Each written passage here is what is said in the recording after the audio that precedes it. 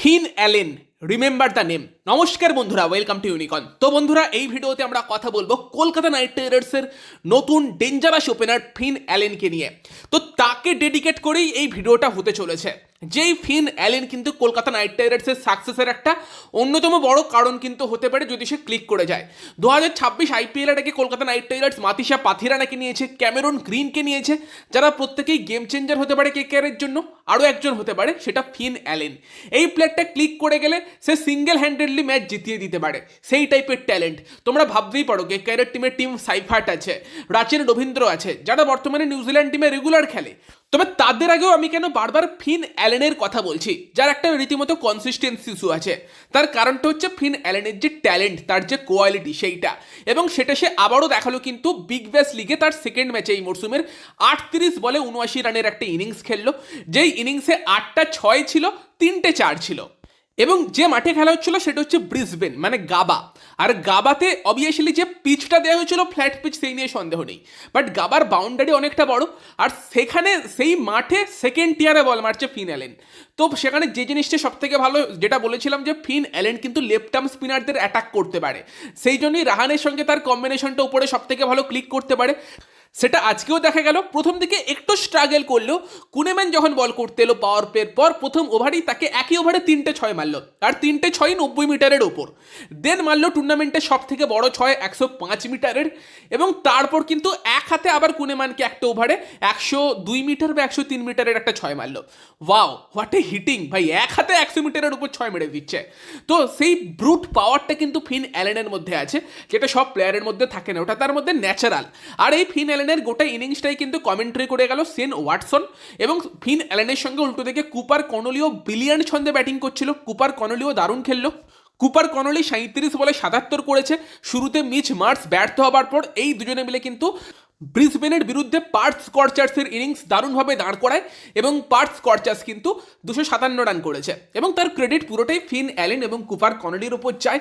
Cooper কনলিকেও KKR পেয়ে যেতে পারতো যদি টাকা থাকতো, তার জন্য বিট করেছিল। এবং সেন ওয়াটসন যে সেই দুটো প্লেয়ারকেই কতটা হাইলি রেট করে সেটা তার কমেন্ট্রি দেখেই বোঝা যাচ্ছিল। পুরো ইনিংসেই কমেন্ট্রি করছিল, এবং কুপার কনলির ক্ষেত্রেও বলছিল যে এই প্লেয়ারটার মধ্যে প্রচুর ট্যালেন্ট আছে, এবং সে জানে কোথায় কি খেলতে হয়, তার মধ্যে পাওয়ারও প্রচুর আছে। এবং তার সঙ্গে আমি কাজ করেছি তার যেটা সান ফ্রান্সিসকো ইউনিকর্নস টিম ছিল সেই টিমে, এবং তার সঙ্গে সঙ্গে যখন ফিন অ্যালেন ব্যাট করছিল তখনও কিন্তু সেন ওয়াটসন সেই কথাই বলছিল যে এই প্লেয়ারটার সঙ্গেও আমি কাজ করেছি, এবং এই প্লেয়ারটা কিছু আলাদা লেভেলের ট্যালেন্ট, ফিন অ্যালেনকে নিয়ে বলছিল। তো শেন ওয়াটসন যেটা বলে যে আমি বছর 3 হলো কাজ করছি ফিন অ্যালেনের সঙ্গে, তবে ফিন অ্যালেন কিন্তু খুব রিসেন্টলি রিয়েলাইজ করেছে যে তার কত বেশি ট্যালেন্ট আছে। মানে ওয়াটসনের কথা অনুযায়ী কিন্তু ফিন অ্যালেন নিজেই জানতো না যে তার কত বেশি ট্যালেন্ট আছে, এবং সে জাস্ট নিজে আসতো, মারতো, আউট হয়ে যেত, চলে যেত, হয় বল বাইরে নয় সে নিজে মাঠের বাইরে, সেটাই তার আর কি মন্ত্র। সেই মন্ত্র এখনও আছে, বাট স্টিল সে আস্তে আস্তে রিয়েলাইজ করছে যে সব বল মারার বল নয়, কিছু সময় একটু দেখেও খেলতে হয়, যেটা তাকে আরও ডেঞ্জারাস বানিয়ে দিতে পারে। এবং সেই জায়গাতেই কিন্তু এটা একদম ইনিংসের শুরুর দিকেই শেন ওয়াটসন বলছিল, এবং বিগ ব্যাশ লিগে কিন্তু ফিন অ্যালেন তার সব থেকে বেশি রানের ইনিংসটা কিন্তু আজকেই খেলে ফেললো 38 বলে 79 করে। এর আগে যদিও বিগ ব্যাশে কিন্তু প্রথম ম্যাচেই তোমার টিম সাইফার্ট, সেও একটা 17 রান মেরেছে এই ব্রিসবেনের এগেনস্টেই, সেও কিন্তু এই বোলিং অ্যাটাকের এগেনস্টে একটা 100 মেরে দিয়েছে। বাট টিম সাইফার্টের থেকেও ফিন অ্যালেন বেশি এক্সাইটিং ট্যালেন্ট। এবং মানে অনেকে আগে বলতো যে আন্দ্রে রাসেলকে কেকেআর কি ওপেন করাতে পারে না, অনেক ফ্যানের এরকম দাবি ছিল। যদিও রাসেল ওপেন করতে এলে সুইং কাউন্টার করতে পারতো না, সেগুলো যেমন ফ্যাক্ট, রাসেলকে ফিনিশার হিসেবেই সেই কারণে খেলাতো। কিন্তু যদি রাসেলের মতো একটা প্লেয়ার ওপেন করে কি হতে পারে, ইডেনে আমরা কি দেখতে পেতে পারি, সেটারই কিছু অংশ হয়তো যদি ফিন অ্যালেন ওপেন করে আমরা দেখতে পাবো। ফিন অ্যালেনের ট্যালেন্ট বা তার বিগ হিটিং এবিলিটি নিয়ে কোনো সন্দেহ নেই। এবার তোমাদের আমি বলছি যে টি-20 ক্রিকেটে যেই সমস্ত প্লেয়াররা একটা নির্দিষ্ট সংখ্যক রান করেছে, ধরো 2500 বা 3000 রান করে ফেলেছে, সেরকম প্লেয়ারদের মধ্যে সব থেকে বেশি স্ট্রাইক রেট কার বলো তো? টি-20 ইন্টারন্যাশনালে অভিষেক শর্মা, তার স্ট্রাইক রেট বর্তমানে সব থেকে বেশি। বাট ওভারঅল টি-20তে সব থেকে বেশি স্ট্রাইক রেট যেই প্লেয়ারটার আছে ওয়ার্ল্ডের মধ্যে, সেই প্লেয়ারটার নাম ফিন অ্যালেন। যেখানে ফিন অ্যালেন কিন্তু ওভারঅল টি-20তে 4500-এর উপর রান করেছে, এবং তার স্ট্রাইক রেট এখনও কিন্তু 175, যেটা অবভিয়াসলি বিশাল বড় একটা ব্যাপার। দেখো, স্ট্রাইক রেট তার বেশিও অনেকের আছে, যেমন বৈভব সূর্যবংশীর 200-র উপর স্ট্রাইক রেট, বাট সে অত রান করেনি, রিসেন্টলি খেলছে। এখনও তার অনেক পথ যাওয়া বাকি। ফিন অ্যালেনের মতো প্লেয়ার কিন্তু অলরেডি টি-20তে 4,500 রান করে ফেলেছে, তারপরও তার স্ট্রাইক রেট 175, এবং এই জায়গাতে সেকেন্ডে আছে অভিষেক শর্মা যার স্ট্রাইক রেট 172, থার্ডে আছে আন্দ্রে রাসেলের স্ট্রাইক রেট ওই 169-এর আশেপাশে। তার মানে রাসেলের থেকেও বেশি স্ট্রাইক রেট ফিন অ্যালেনের আছে, যেই রাসেলকে আমরা সব থেকে বিধ্বংসী ব্যাটসম্যান হিসেবে আর কি দেখি। তো এটাই প্রমাণ করে দিচ্ছে যে ফিন অ্যালেন কতটা বিধ্বংসী। তো তার ট্যালেন্ট বা তার বিধ্বংসী অ্যাপ্রোচ সেই সব নিয়ে তো আমরা বুঝতেই পারছি তার স্ট্যাটস থেকে। যেটা দরকার কনসিস্টেন্সি, সেটাও হয়তো আমরা সামনের দুটো মরসুমের মধ্যে দেখতে পেয়ে যেতে পারি। ইভেন যদি তুমি ফিল সল্টকেও দেখো, সেও যখন কেকেআরে এসেছিল তার আগে দুটো 100 মারে, তবে তার আগে অনেকটা সময় কিন্তু ইনকনসিস্টেন্ট ছিল, একদম রেগুলার রান পেত না। বাট দেন দুটো 100 করে ওয়েস্ট ইন্ডিজের এগেনস্টে কেকেআর নেয়, আইপিএলে এসে কনসিস্টেন্টলি কিছুটা রান করে ইডেন গার্ডেন্সে, এবং দেন কিন্তু তোমার ফিল সল্টের স্টকটা বাড়তে থাকে। তার আগে তো ফিল সল্ট আনসোল্ডও গিয়েছিল, তাই নয়? তো সেরকমই কিন্তু ফিন অ্যালেনের ক্ষেত্রেও হতে পারে। আর আমরা দেখি ব্যাটসম্যানদের কিন্তু পিকটা আসে ওই 28 থেকে 33 বছর, ওই সময়কালে যে কোনো ব্যাটসম্যান দেখে একদম নিজের সেরা ছন্দে পৌঁছয়। বেশিরভাগ ক্ষেত্রে সেটা আমরা দেখতে পাই। যেমন ফিল সল্ট যখন কলকাতাতে এসেছিল তখন ওই 27-28 অলমোস্ট তার এজ ছিল। সেম তুমি যদি ট্রাভিস হেডকে দেখো, তারও সেরা খেলাটা ওই বয়সেই এসেছে, এবং সেই জায়গাতে দাঁড়িয়ে অভিষেক শর্মার মতো প্লেয়ার তো আগেই ক্লিক করে গিয়েছে, তবে তারও একটু টাইম লেগেছে।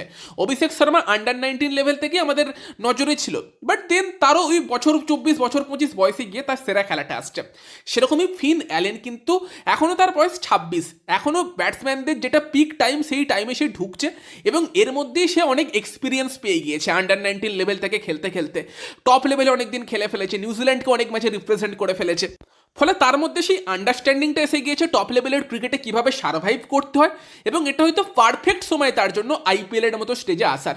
নেক্সট বছর 5-6 ফিন অ্যালেনের কেরিয়ারের সব থেকে গুরুত্বপূর্ণ হতে চলেছে, এবং যদি সেই 5-6 বছর সে ক্লিক করে কেকেআরে থাকে, কলকাতা নাইট রাইডার্স ফ্যানেরা বর্তমানে ইডেনে যেরকম রোড পিচ হয় অনেক এনজয় করতে চলেছে, সেটা বলতেই পারি।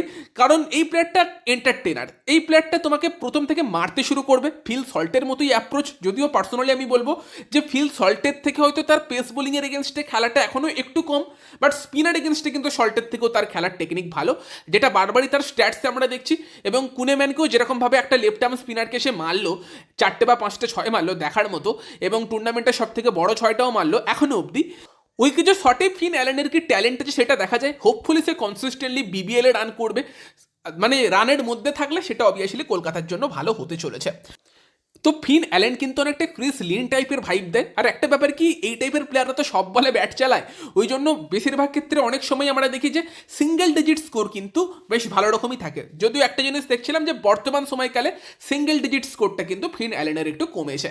সেখানে ফিন অ্যালেনকে নিয়ে তো আমি খুবই এক্সাইটেড আছি যে এই প্লেয়ারটা ক্লিক করে গেলে পাথিরানা বা গ্রিনের মতো সেও কিন্তু একা হাতে কেকেআরকে 2 থেকে 3টে ম্যাচ জিতিয়ে দিতে পারে। আমি খুব কনসিস্টেন্সি চাইছি না, ইডেনে 7টা ম্যাচের মধ্যে 4টে চলে যাক, আর বাইরে 7টা ম্যাচের মধ্যে 3টে চলে যাক, 14টা ম্যাচের মধ্যে 7টা ম্যাচে সে 25-30টা বল খেলুক, আর কিছু চাই না আমার, বাকিটা সে করে দেবে। বাকি তোমরা জানিও ফিন অ্যালেনকে নিয়ে কি এক্সপেক্ট করছো। ভিডিওটা ভালো লাগলে ভিডিওটাকে লাইক করে দিও, শেয়ার করে দিও, আমাদের চ্যানেলে প্রথমবার এলে চ্যানেলটিকে সাবস্ক্রাইব করে তার পাশের বেল আইকনটাকে অন করে দিও। তো চলো গাইস, এই ভিডিওতে এই পর্যন্তই, বাই বাই।